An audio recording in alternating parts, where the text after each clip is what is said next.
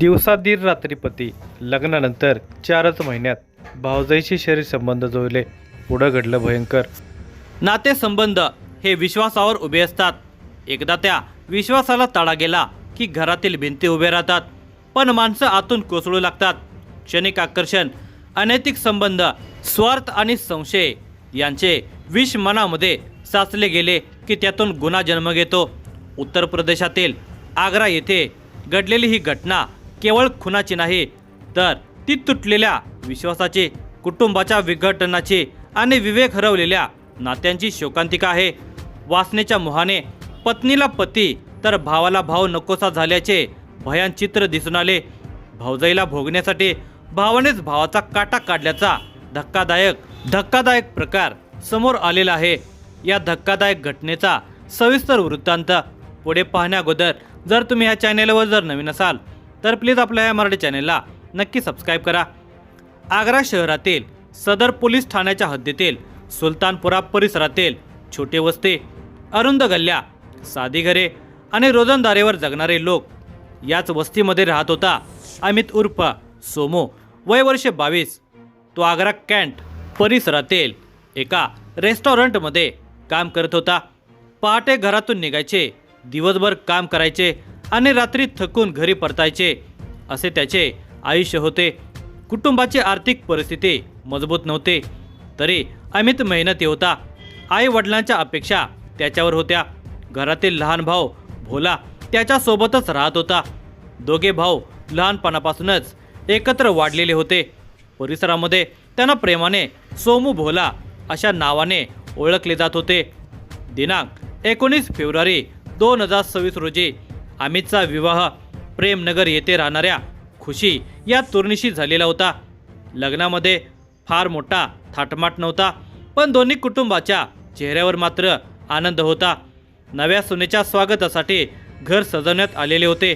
शेजारी पाजारी शुभेच्छा देत होते. अमित भविष्याची स्वप्ने पाहत होता. थोडे पैसे साठवायचे, स्वतःचे छोटे घर घ्यायचे आणि शांत संसार करायचा. त्याला आपल्या जबाबदारीची जाणीव होते. खुशीच्या रूपाने त्याच्या आयुष्यामध्ये जणू खुशी आलेली होते. लग्नानंतर काही दिवस घरामध्ये उत्साहाचे वातावरण होते. खुशी घरकाम करू लागली. अमित तिची काळजी घेत होता. नवा संसार अगदीच रंगामध्ये आलेला होता. जवानीच्या जोशात रात्री रंगत होत्या. सारे काही सुरळीतपणे आहे असे वाटत असले तरी काहीतरी बिघडत चाललेले होते. अमित रोज पहाटे उठून कामावर जात असे. रेस्टॉरंटमधील कामामुळे तो सकाळपासून उशिरापर्यंत घराबाहेर असे. घरामध्ये मात्र खुशी आणि भोला बराच वेळ एकटे राहत. सुरुवातीला या सहवासाकडे कोणीही संशयाने पाहिले नव्हते. भोला घरातील लहान मुलगा असल्याने खुशी त्याच्याशी मोकळेपणाने बोलत असे. कधी स्वयंपाकघरातील एखादे भांडे काढून दे, कधी बाजारातून किराणा आण, कधी पाणी भर, कधी घरातील छोटे काम कर, अशा कारणाने दोघांचा संवाद वाढू लागला होता. दुपारच्या शांत वेळेमध्ये चहा घेत गप्पा मारणे, टी व्ही पाहताना एकत्र बसणे किंवा घरातील इतरांच्याबद्दल चर्चा करणे हे रोजचे झालेले होते. दोघे समवयस्क असल्याने दोघांच्यामध्ये मैत्री वाढत गेली. हळूहळू हा संवाद केवळ घर कामापुरता राहिला नव्हता. खुशी तिच्या माहेरच्या आठवणी, वैवाहिक आयुष्यातील अपेक्षा आणि मनातील नाराजी भोलासमोर व्यक्त करू लागली. भोला तिचे बोलणे लक्षपूर्वक ऐकत असे. अमित दिवसभर बाहेर असल्याने खुशीला घरामध्ये एकटेपणा जाणवत असल्याचे ती सांगत असे. भोला तिला समजावून सांगत असे. तिची काळजी घेत असल्याचा आव आणत असे. हळूहळू तो तिला जवळ घेऊ लागला. तीही त्याला बिलगू लागली. घरामध्ये कोणी नसताना एकमेकाला मिठी मारून बसणे नेहमीचेच झालेले होते. दोघेही नवतरुण होते. दोघांच्याही मनामध्ये वासना फेर धरत होते. नात्याचा विसर पडला आणि त्याचे हात तिच्या शरीरावर फिरू लागले होते. तिलाही ते आता आवडू लागले होते. एक दिवस त्याने तिला घट्ट मिठी मारत सांगितले, माझे तुझ्यावर प्रेम आहे, तू माझी आहेस. तिने त्याला मिठीमध्ये आवडले. मलाही तू आवडतोस रे, पण काय करणार, माझे लग्न झाले आहे. तिच्या नाजूक ओठावर ओठ टेकवत तो म्हणाला, होऊ दे, माझ्या भावाची बायको आहेस, तू येथेच राहणार आहेस, मग आपल्याला प्रेम करायला कोण अडवणार असे म्हणत तो तिचे आवेगाने चुंबन घेऊ लागला. तिनेही त्याला प्रतिसाद दिला. मग दोघांनीही वेळ घालवला नाही. आजवर घट्ट झालेली मैत्री प्रेमामध्ये बदलली आणि दुसऱ्या क्षणी ते बेडवर होते. काही वेळातच ते विवस्त्र झाले आणि शरीर सुखाचा आनंद घेऊ लागले. दोघेही 18 ते 19 वर्षांचे नवजवान होते. परिणामाची जाणीव नव्हती, फक्त वासनेचे तुफान होते. दोन नवतरुण देह एकमेकाला भिडले. मनसोक्तपणे शरीरसुख भोगून तृप्त झाले. कोवळ्या वयात हे एक व्यसनच बनले. आता खुशीत दिवसात दीर भोला आणि रात्री पती अमित अशा दोघांशी शरीरसुखाचा आनंद घेत होते. यातून पुढे काय होईल याचा काही तिला अंदाज नव्हता. घरातील इतर सदस्य जवळ असताना ते साधे वागत, पण एकटे असताना मात्र कामुक चाळे करत असत. चुंबन, आलिंगन, शरीर संबंध सुरू असे. संध्याकाळी अमित घरी परत येण्याची वेळ जवळ आली की दोघे सावध होत. मोबाईल लपवणे, संदेश तातडीने डिलीट करणे आणि नेहमीसारखे वागण्याचा प्रयत्न करणे या गुप्त गोष्टीमुळेच त्यांच्यातील आकर्षण अधिक वाढत गेले. भोला तरुण होता. घरामधील नववधू त्याच्याशी मोकळेपणाने बोलते, त्याची काळजी घेते, त्याला महत्त्व देते.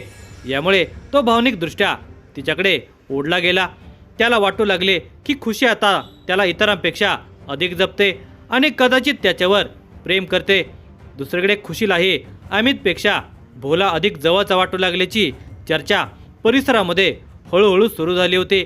अमितच्या अनुपस्थितीमध्ये भोला तिच्यासोबत अधिक वेळ घालवत असल्याचेही काही शेजाऱ्यांनी लक्षात घेतल्याची माहिती नंतर तपासामध्ये समोर आली. अमित रेस्टॉरंटमध्ये काम वाढल्याने तो अनेकदा रात्री उशिरा परतत असे. त्यामुळे घरातील कोणालाही त्याच्या लवकर येण्याची अपेक्षा नव्हती. मात्र त्या रात्री काही कारणाने काम लवकर आटोपले. अमित अपेक्षेपेक्षा बऱ्याच आधी घरी परतला. घराच्या अंगणात प्रवेश करताना त्याला घरामध्ये एकदम शांतता जाणवली. दिवा सुरू होता, पण कोणीही दिसत नव्हते. त्याने पत्नीला आवाज दिला, मात्र उत्तर आले नाही. तो आतील खोलीकडे गेला. दरवाजा किंचित उघडा होता. दरवाजा ढकलताच त्याच्या डोळ्यांसमोर आलेले दृश्य पाहून तो थिजून गेला. खोलीमध्ये त्याची पत्नी खुशी आणि भाऊ भोला नग्न अवस्थेमध्ये शरीर संबंध करत होते. हे पाहून काही क्षण अमितच्या तोंडातून शब्दच फुटले नाहीत. त्यानंतर तो संतापाने ओरडू लागला. हे काय सुरू आहे असा जाप त्याने विचारला. भोला गोंधळून उभा राहिला. अमितने त्याला धरून बाहेर ओढण्याचा प्रयत्न केला. दोघांच्यामध्ये धक्काबुक्की झाली. अमितचा संताप अनावर झालेला होता. तू माझा सक्का भाऊ असून माझ्याशी असा विश्वासघात केलास असे विचारत त्याने त्याला मारहाण केली. तिकडे खुशीही घाबरली होती. अमितने तिच्याकडे वळून तिला कठोर शब्दामध्ये जाब विचारला. 4 महिन्यांपूर्वी मी तुला या घरामध्ये आणलं आणि तू माझ्याच भावासोबत असे तो म्हणत त्याने राग व्यक्त केला. पण समजूतदार अमितने काही वेळातच स्वतःला सावरले. त्याने भोलाला तिच्यापासून दूर राहण्यास सांगितले आणि खुशीला या संबंधाचा कायमचे थांबवण्याची ताकीद दिली. आजपासून तुमच्यामध्ये कोणताही संबंध राहता कामा नये असे त्याने ठामपणे सांगितले. या प्रकरणावर तात्पुरता पडदा पडला, पण त्या रात्रीनंतर घरामधील वातावरण पूर्णपणे बदलून गेले. अमित शांत झालेला होता, पण विश्वासघातामुळे आतून तुटून गेला होता. तो कुणाशी फारसे बोलत नव्हता. कामावर जाताना आणि परतताना त्याच्या चेहऱ्यावरचा ताण कुटुंबियाच्या लक्षात येत होता. दुसरीकडे भोला सतत अस्वस्थ दिसत होता. अमितने सर्वांना सांगितले तर काय होईल? घरातून हाकलले जाईल का? गावामध्ये बदनामी होईल का? या भीतीने तो ग्रासला होता. खुशीही तणावाखाली होती. अमित आता त्यांच्या गुप्त संबंधाचा साक्षीदार झालेला होता आणि यापुढे त्यांच्यावर लक्ष ठेवेल अशी भीती दोघांच्या मनामध्ये घर करू लागली. घरातील बाकी कोणाला याची खबर नव्हती, त्यामुळे इतर कोणी काही बोलले नाही. ते नेहमीप्रमाणे वागत होते. एकांत मिळताच भोला आणि खुशीमध्ये पुन्हा चर्चा झाली. आता अमित आपल्याला जगू देणार नाही अशी भीती त्या दोघांना वाटत होते. यातूनच त्याने अमितला कायमचे दूर करण्याचा विचार केला. खुशीनेच अमितला रस्त्यातून हटवण्यास सांगितले. बुधवारची ती पहाट इतर दिवसांसारखी सुरू झाली होती. वस्तीमध्ये अजून पूर्ण उजाडले नव्हते. एखाद्या घरातून चुलीचा धूर वर येत होता, तर एखादा कामगार डबा घेऊन घराबाहेर पडत होता. अमितही रोजप्रमाणे कामासाठी तयार झाला. त्याने साधा शर्ट घातलेला, डबा हातात घेतला आणि घराबाहेर पडताना मागे एकदा घराकडे पाहिले. घरामध्ये गेले काही दिवस दाटून आलेले तणावाचे वातावरण त्याच्या मनामध्ये अजूनही होते. पण कामावर जाणे भाग होते. तो शांतपणे गल्लीबाहेर निघाला. त्याच्या पावलात नेहमीची घाई नव्हते. कदाचित मागील रात्रींचे विचार त्याला सतावत असावेत. त्याला अजिबात कल्पना नव्हते की घराच्या सावलीमध्ये उभा असलेला त्याचा सक्का भाऊ भोला त्याच्याकडे बारकाईने पाहत आहे. अमित थोडे पुढे अंतर गेल्यानंतर भोला हळूच घराबाहेर पडला. तो मुद्दाम काही अंतर राखून चालत होता. रस्ता ओळखीचा होता. गावाच्या बाहेर शेतजमिनी सुरू झालेल्या होत्या. त्या भागात पहाटे अनेक लोक शौचासाठी जात असत. त्यामुळे भोला तिकडे जात असल्याचे कुणालाही विशेष वाटले नसते. अमित शेताच्या कडेला वळला. आजूबाजूला धुसर प्रकाश पसरला होता. दूरवर पक्ष्यांचे आवाज येत होते. भोला एका झुडपामागे थांबून त्याच्याकडे पाहत राहिला. काही क्षणाने अमित उठला, कपडे सावरू लागला आणि कामावर निघण्याच्या तयारीत होता. याच क्षणी भोला दबका त्याच्या मागून पुढे सरकला. त्याने जवळ पडलेला मोठा दगड उचलला. एका क्षण तो थांबला. समोर त्याचा सक्का भाऊ उभा होता. लहानपणी ज्याच्यासोबत खेळला, भांडला, वाढला तोच भाऊ. पण पुढच्या क्षणी त्याच्या मनातील राग, भीती आणि विकृत निर्धार वरचढ ठरतो. त्याने पूर्ण ताकदीने दगड अमितच्या डोक्यावर घातला. अचानक झालेल्या प्रहाराने अमित जोरात खाली कोसळला. तो स्वतःला सावरण्याचा प्रयत्न करत होता, पण भोला थांबला नाही. त्याने तो पुन्हा दगड उचलला आणि भावाच्या डोक्यावर, चेहऱ्यावर आणि कपाळावर वार करू लागला. रक्तबंबाळ होऊन अमित निपचित पडला. भोला जोरजोराने श्वास घेत उभा राहिला. त्याला भीती वाटू लागली की अमित अजून जिवंत असेल तर, तो उठून ओरडला तर, गावातील कोणी आले तर. त्या भीतीने तो आणखी क्रूर बनला. त्याने आपल्या गळ्यातील गमछा काढला आणि अमितच्या मानेला तो घट्ट आवळला. दोन्ही हातांनी जोराने ओढत त्याने अमितचा गळा आवळला. काही वेळातच अमितची हालचाल पूर्णपणे थांबली. समोर पडलेले अमितचे रक्तबंबाळ शरीर पाहून भोलाचे हात थरथर कापू लागतात. त्याला स्वतःच्या श्वासाचाही आवाज मोठा वाटू लागतो. त्याने घाबरून आजूबाजूला पाहिले. कुणी येताना दिसते का, कुणी आवाज ऐकला का याची खात्री करून घेतो. मग घाईघाईने तो तिथून निघून गेला. काही अंतरावर जाऊन तो हातावरील रक्त मातीने पुसतो. नंतर पाण्याजवळ जाऊन हात तोंड धुतले, कपडे स्वच्छ केले आणि गावाकडे परतला. काही वेळाने गावामध्ये शेतामध्ये मृतदेह पडलेला आहे अशी बातमी पसरली. डोके चिरडलेले, चेहरा विद्रूप झालेला मृतदेह पडल्याची माहिती पोलिसांना कळवण्यात आली. सदर पोलीस ठाण्याचे पथक घटनास्थळी दाखल झाले. काही वेळात भोला स्वतःही घटनास्थळी दाखल झाला. भावाचा मृतदेह पाहून तो रडण्याचे नाटक करू लागला. काही वेळातच पोलीस घटनास्थळी दाखल झाले.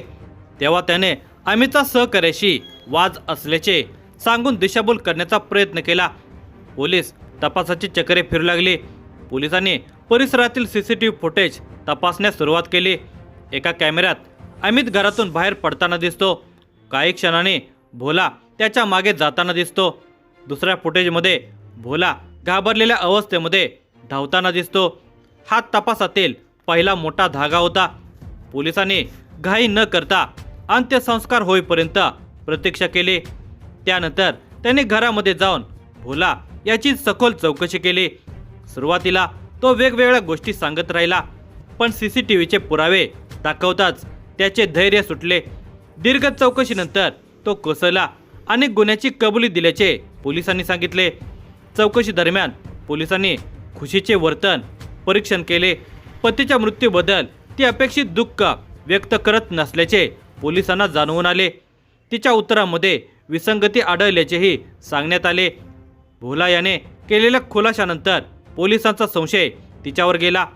स्वतः अडकू शकते या भीतीने खुशी अस्वस्थ झाली आणि तिने आत्महत्येचा प्रयत्न केल्याची माहिती तपासामध्ये समोर आली. सिटी डीसीपी सय्यद अली अब्बास यांनी या प्रकरणाचा खुलासा केला. पोलिसांनी भोलाविरुद्ध खुनाचा गुन्हा दाखल केला असून खुशीला सह आरोपी करण्याची प्रक्रिया सुरू असल्याचे सांगितले.